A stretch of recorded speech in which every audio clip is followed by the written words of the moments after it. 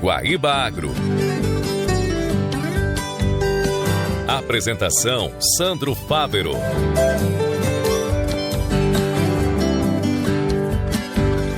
Olá, caro guaibeiro, estamos abrindo mais uma edição do Guaíba Agro. Hoje é segunda-feira, 15 de junho de 2026. Nosso programa tem um oferecimento do Senar RS, Força para o Agro. É força para movimentar toda a sociedade. E Banrisul, precisa sacar? Pix Saque nos Banripontos, sempre perto de você. O Guaíba Agro tem Jorge Brum e Daniel Zucco na mesa de áudio, as gravações e edições de Jefferson Gomes e Rafael Baldez.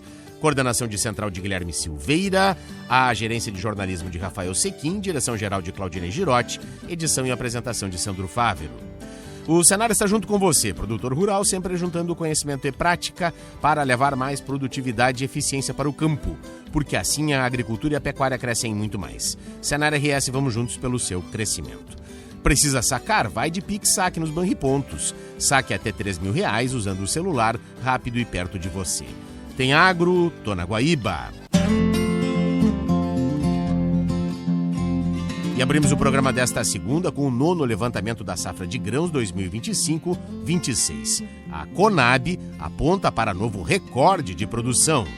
A produção brasileira de grãos deve chegar a 358.600 mil toneladas na safra 2025-2026. A nova estimativa da Companhia Nacional de Abastecimento, a Conab, aponta para um novo recorde de produção, podendo registrar uma alta de 1,8% em relação ao resultado obtido no ciclo anterior, ou seja, um acréscimo de 6.400.000 toneladas a serem colhidas neste ciclo. Os dados estão no 9º levantamento da safra de grãos 2025-26, divulgado nesta quinta-feira pela companhia. O gerente de acompanhamento de safras da Conab, Fabiano Vasconcelos, comenta os principais motivos que levam ao bom resultado esperado. Quando a gente olha a produção total de grãos no país, a área apresenta um crescimento nessa temporada. Muito em função aí do bom desempenho na primeira safra, especialmente a soja, tanto que temos aí uma estimativa de produção recorde para a soja. Alguns estados que vinham perdendo produção, como o Rio Grande do Sul, que teve a produtividade da soja afetada nas últimas safras, essa safra conseguiu uma produtividade aí um pouco melhor do que na última temporada, em que pese também ter acontecido ali problemas climáticos em dezembro, janeiro no estado. A gente tem o milho segunda safra, o segundo principal produto produzido aí pelo país. Também numa condição não tão boa quanto na última temporada, mas numa condição ainda favorável, com aumento de área, produtividades ali próximas do que aconteceram as produtividades na última temporada também, mas no geral temos uma boa safra para o milho segunda safra também. Dentre as culturas cultivadas, a soja se destaca por apresentar um incremento de mais de 8 milhões de toneladas em relação ao volume obtido na safra anterior. De acordo com o boletim da Conab, o resultado reflete o crescimento da área destinada para a oleaginosa, aliado ao bom pacote tecnológico e condições climáticas favoráveis nessa safra. Com a colheita praticamente finalizada, a produção no ciclo 2025-2026 está estimada em 180.300.000 toneladas. Já o milho tem estimativa produção total, ou seja, somada às 3 safras do cereal, de 140.500.000 toneladas. Quando comparado ao ciclo passado, a produção na primeira safra de milho registra aumento de 17,7%, enquanto que na segunda safra do grão há uma expectativa de queda na colheita de 4,7%, analisa o gerente da companhia. No milho primeira safra, boa parte desse aumento de área ele aconteceu ali em função da substituição de culturas que ou tiveram um calendário de plantio ali atrapalhado pela condição do clima, ou também por conta da própria questão mercadológica e que os produtores enxergaram o milho como uma opção mais rentável. Quando a gente olha para o milho segunda safra, as questões mercadológicas até favoreceram ali um aumento na área cultivada, mas a produtividade ela foi impactada aí tanto pela janela um pouco mais restrita de cultivo, então tivemos algumas áreas semeadas fora de uma janela ideal de cultivo, e aí com a falta de chuvas isso acabou aí restringindo o potencial produtivo de parte dessas lavouras. Outro importante produto na segunda safra é o algodão. A produção da pluma está estimada em cerca de 4 milhões de toneladas, uma redução de 2,5% em relação à safra de 2024-25, influenciada pela menor área semeada. No caso do sorgo, que já registra a quinta maior produção entre os grãos analisados pela companhia, a colheita está estimada em 7.620.000 toneladas, incremento de 1.500.000 toneladas quando comparado com o volume obtido na safra passada, destaca Vasconcelos. Bom, o sorgo tem aí um aumento na área cultivada nessa safra, mais um aumento na área cultivada nessa safra. Boa parte aí dessas áreas foi por conta da menor janela disponível ali de cultivo, então o sorgo ele apresenta uma rusticidade, uma tolerância à restrição hídrica um pouco maior do que o milho, então o produtor acabou optando pelo cultivo do sorgo também. Mas esse aumento consistente nas últimas safras, isso tem aí como fundamento uma demanda maior pela cultura. Então o sorgo ele tem aí uma destinação não só à produção de proteína animal, mas também à produção de etanol de cereal. Isso tem aumentado a demanda por esse produto e os produtores têm enxergado também uma possibilidade de cultivo no sorgo na segunda safra. Importante produto para o mercado interno, o arroz registra a colheita praticamente finalizada com estimativa de produção de 11.100.000 toneladas, 13,2% abaixo do volume produzido na safra passada. A queda é reflexo de uma menor área destinada para a cultura diante das condições mercadológicas do cereal. Para o feijão, a Conab espera uma colheita total, somadas as 3 safras do grão, próxima a 3 milhões de toneladas. O volume para o atual ciclo representa uma ligeira queda de 0,5% em relação ao resultado obtido na temporada passada. Mesmo com a expectativa de menor produção para esses 2 alimentos, a atual estimativa da Conab garante o abastecimento no mercado interno. Já dentre as culturas de inverno, destaque para o trigo. A semeadura do cereal avança em todas as regiões produtoras do país e atinge 45,3% da área prevista. Para o atual ciclo, a companhia estima uma menor área destinada para a cultura, o que deve refletir em uma queda na produção, prevista em torno de 6.300.000 toneladas. O boletim ainda traz a análise de mercado dos principais produtos cultivados no Brasil.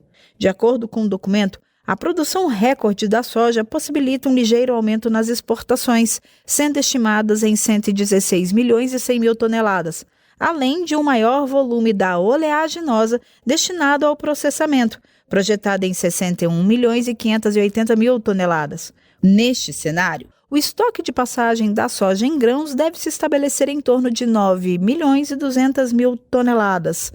A Conab também realizou ajustes nas projeções do quadro de suprimentos para o milho, diante da atualização na expectativa para a produção total na atual safra e para o feijão. Outras informações sobre o cultivo e as condições de mercado sobre as principais culturas cultivadas no país podem ser encontradas no 9º levantamento da safra de grãos 2025-2026, disponível no site da companhia em www.gov.br/Conab. Reportagem Flávia Agnello. Obrigado, Flávia. Falamos agora da educação no campo. A Mostra de Educação Profissional de Escolas Técnicas Agrícolas vai selecionar 10 projetos para a Expo Inter. A Meta, Mostra de Educação Profissional de Escolas Técnicas Agrícolas, chega à edição de 2026 com mudanças importantes, especialmente voltadas ao fortalecimento das ferramentas de pesquisa na escola de tempo integral, contexto no qual as instituições agrícolas estão inseridas. As inscrições estarão abertas de 1º a 10 de julho pelo e-mail meta.agpeteia@gmail.com. A iniciativa é da Associação Gaúcha de Professores Técnicos de Ensino Agrícola, GPTE, em conjunto com a Superintendência da Educação Profissional do Estado do Rio Grande do Sul, SUEPRA-RS, e terá seu ponto alto durante a Expo Inter. A mostra contará com 2 etapas, uma virtual de 13 a 17 de julho e outra presencial na Casa da GPTE, no Parque de Exposições Assis Brasil em Esteio, de 30 de agosto a 4 de setembro. De acordo com o coordenador da Meta, Carlos Fontoura, um dos objetivos da mostra é estimular a pesquisa científica aplicada em situações reais da produção agrícola. Esta mostra visa estimular a pesquisa científica aplicada, promovendo uma transdisciplinariedade e uma interdisciplinaridade em colaboração com os docentes. Isto quer dizer o quê? Que além de se aproveitar os grandes laboratórios vivos que essas escolas técnicas têm dentro de sua estrutura funcional, ela visa a formação continuada também dos professores por meio de orientação de projetos científicos. A meta também visa aproximar a produção acadêmica das demandas do setor, além de incentivar criatividade, empreendedorismo e inovação entre alunos do ensino técnico agrícola. Na etapa virtual, serão avaliados 29 projetos, sendo um por escola. Os 10 trabalhos que avançarão para a fase presencial serão definidos por uma comissão de professores coordenada pelo presidente da GPTE, Fritz Roloff. Entre os projetos avaliados na fase virtual, 8 serão escolhidos para representar o ensino técnico agrícola na Mostra Tec, considerada a maior feira científica do estado, além de outras feiras. O coordenador da meta ressalta que o foco da edição de 2026 é formar uma docência capaz de orientar processos de inovação de forma continuada, aprofundando temas atuais do agronegócio. Da agência AgroEffective, Rejane Costa. Obrigado, Rejane. Assim a gente vai encaminhando o encerramento deste primeiro bloco no oferecimento do Senar RS, força para o agro, força para movimentar toda a sociedade, e Banrisul, precisa sacar? Pix Saque nos Banripontos, sempre perto de você. Vamos para o intervalo e voltaremos em seguida para falar da cadeia produtiva da erva mate.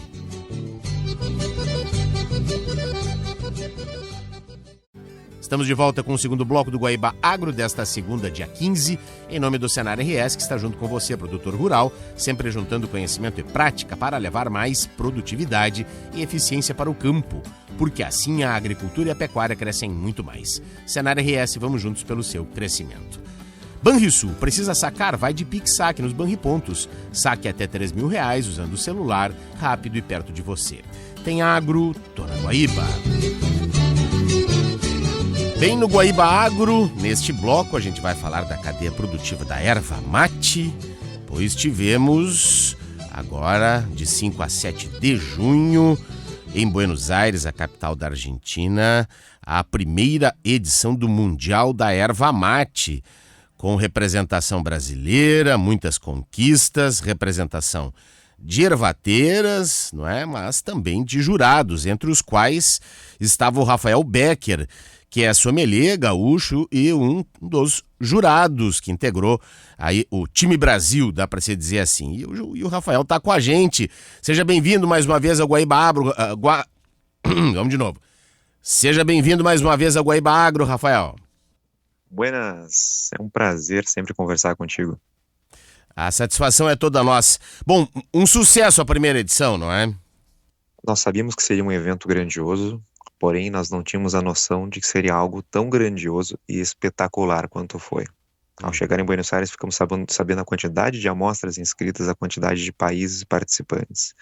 E foi algo muito grandioso. Para a cadeia da erva mate, dos ervateiros, os mateiros, né, os consumidores, os produtores, foi algo muito grandioso. O próprio local onde aconteceu também já é um local histórico, não é?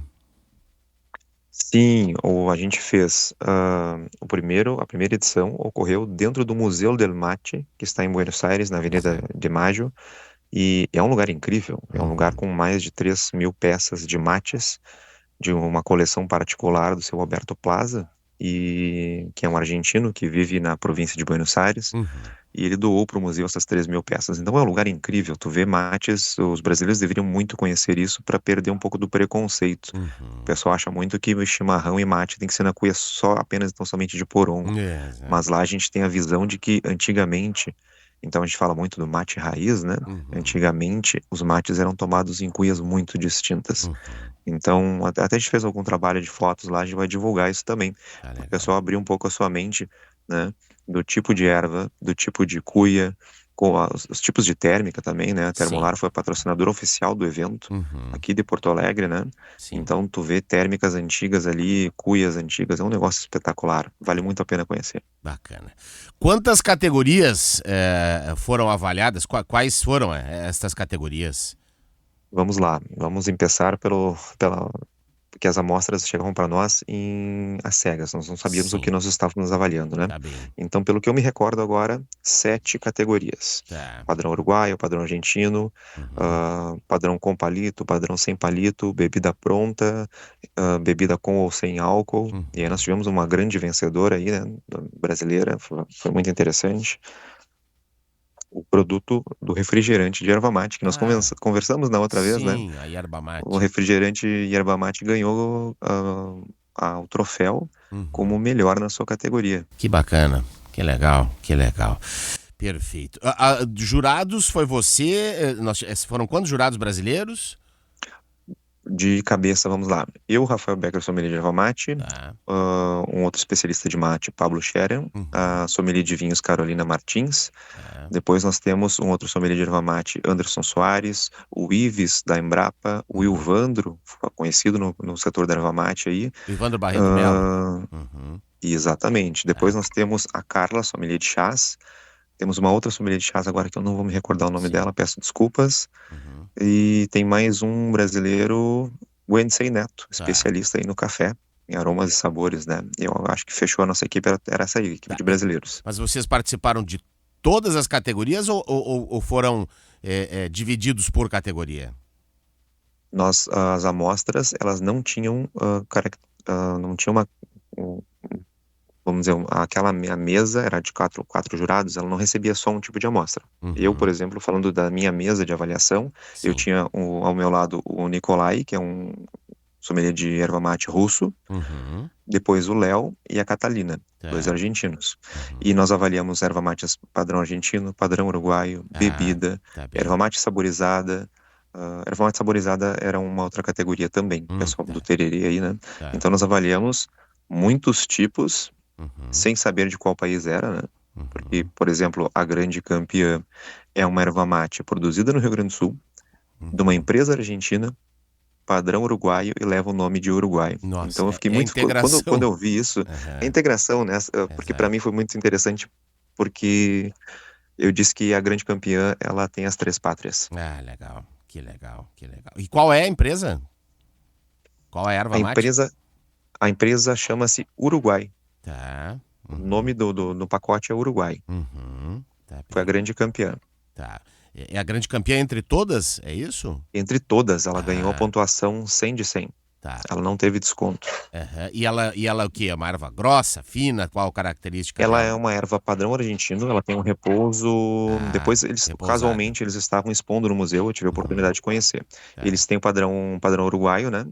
Uma moagem fina de folha, praticamente sem pó, sem palito, com um repouso de 12 meses. Então ela tem aquela coloração dourada, né? Essa foi a grande campeã. Eles têm uma linha de 5 produtos, se eu não me engano.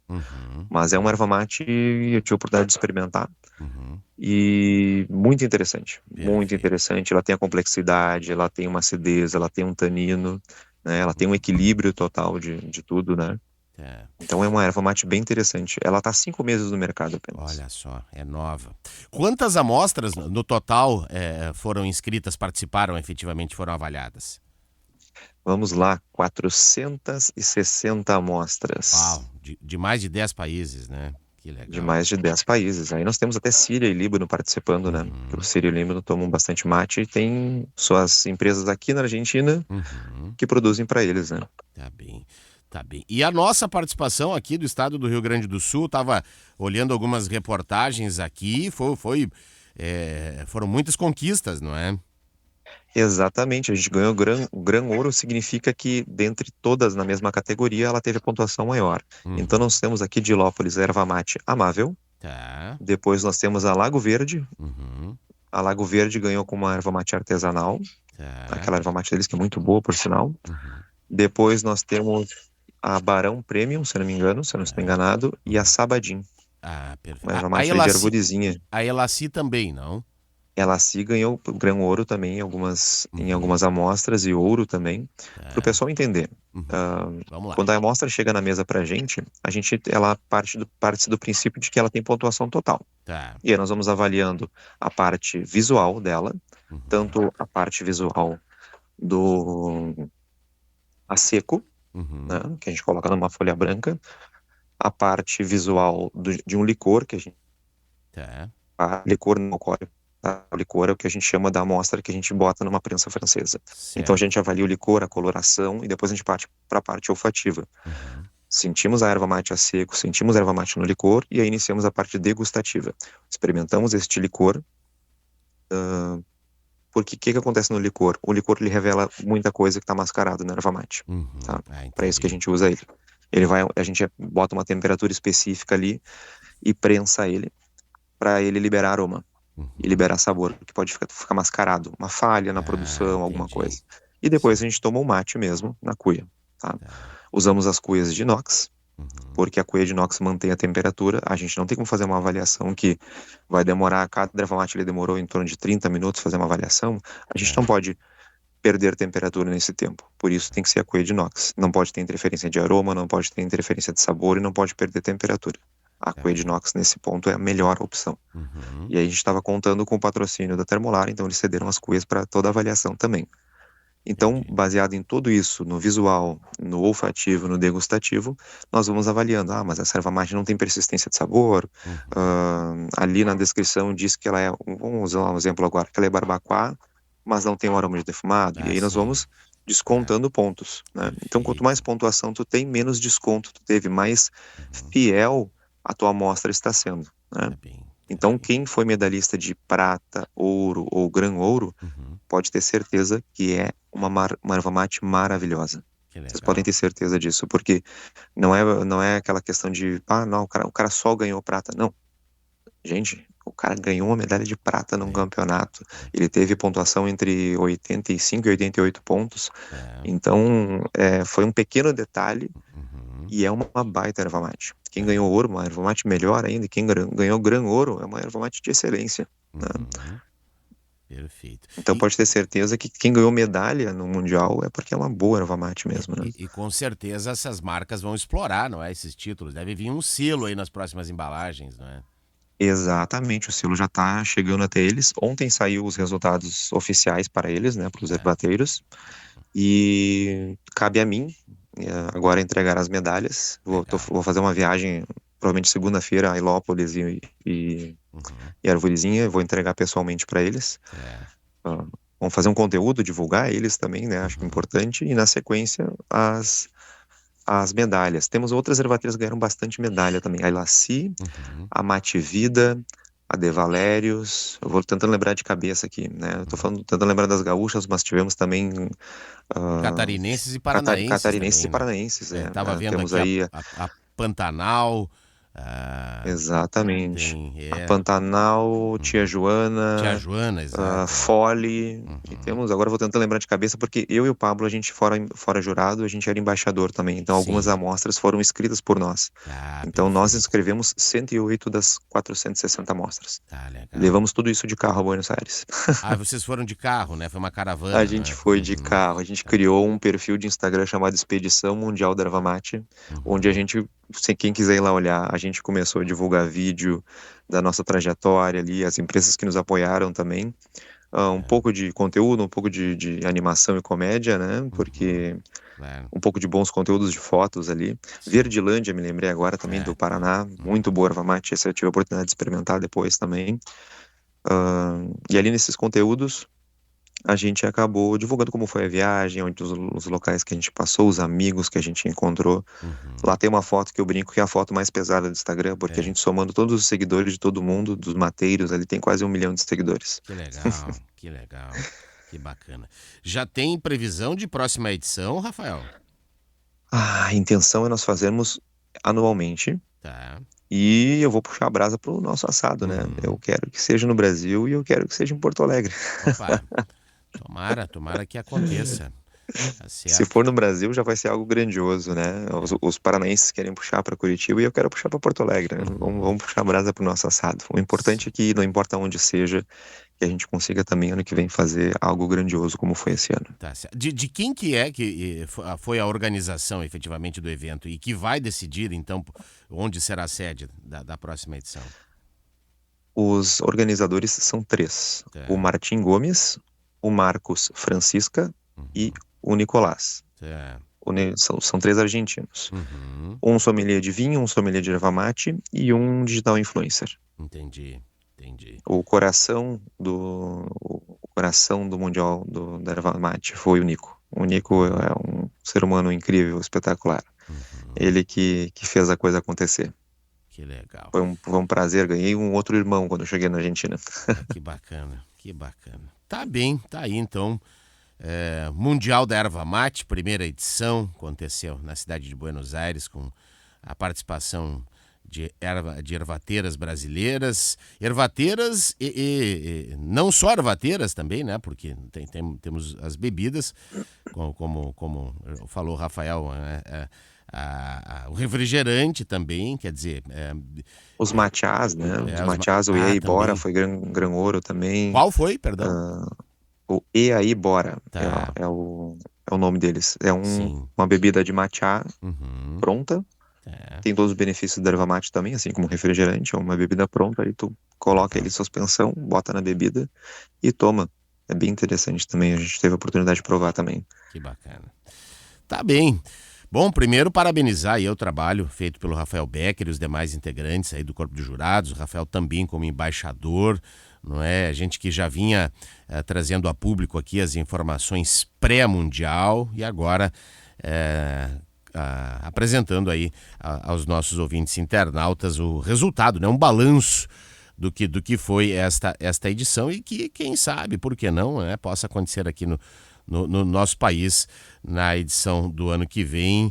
E claro que a gente vai continuar noticiando, né? Até porque a cadeia produtiva da erva mate é uma das referências, não é, da nossa atividade primária e também industrial, né? São nosso setor industrial, o próprio Ivandro, que é o representante da nossa Secretaria Estadual da Agricultura, a partir da Câmara Setorial, fala isso, né? Nós temos um trabalho muito, muito consolidado, né, junto com a Emater, nosso setor das indústrias, né? Então é importante, não a participação e com resultados expressivos conquistados então em Buenos Aires, lá na Avenida de Maio, não é, no Museu do Mate. Caríssimo Rafael Becker, muito obrigado pela participação aqui conosco. Conte sempre conosco aqui na Rádio Guaíba. Sandro, um abraço para ti, um abraço para os ouvintes. Pode contar sempre com a gente aí.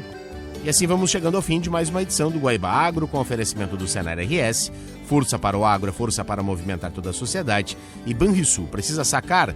Pix Saque nos Banripontos, sempre perto de você. Para você que perdeu alguma parte desta edição ou quer acompanhar novamente, acesse o nosso canal Guaíba Agro no Spotify, YouTube Music, também no Deezer e ainda no Amazon Music, que em seguida a edição já estará disponível. A gente se reencontra nesta terça-feira em 2 horários, às 5 da manhã e às 11h30 da noite, abrindo e fechando a programação de jornalismo aqui da Guaíba. Até amanhã, um grande abraço e uma ótima semana.